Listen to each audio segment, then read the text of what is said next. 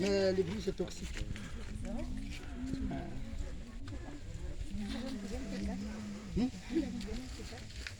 Mantuka. Boleh jaga kuni utama satu kami monseigneur sa. Yang panjang asinan macam kami sampai bongkas. Patuksi kaki tuan.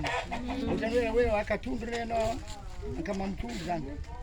Pesa nguo ndio tutundu de kafanya taramu de la samamu tutundu. Wat smati? Smati. Ripade le luanda tapani tutundu de. Tuan ndio. Une petite cicatrice.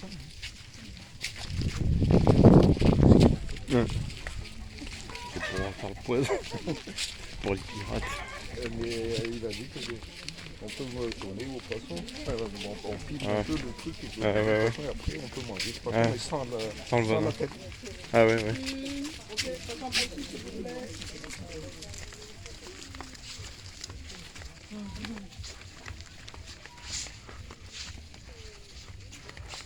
Vous voyez cette église-là, c'est une église catholique, c'était la première église en bâtiment qui était construite à Madagascar en 1837 par un monseigneur qui s'appelle Dalmont di Fortino.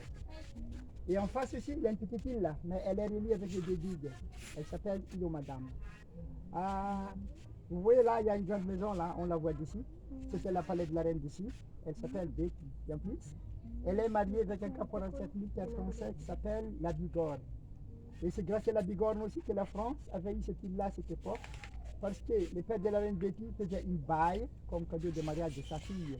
Donc, il faisait les contrats, c'était le 30 juillet 1750 jusqu'à 1972. Donc, l'île Sainte-Marie, on avait une statut particulier par rapport à Madagascar. C'est-à-dire, Madagascar était colonie par la France, c'était le 6 août 1896, mais Sainte-Marie s'était déjà prise avant. Et aussi, c'était le 14 octobre 1958, général de Gaulle nous a donné l'indépendance provisoire.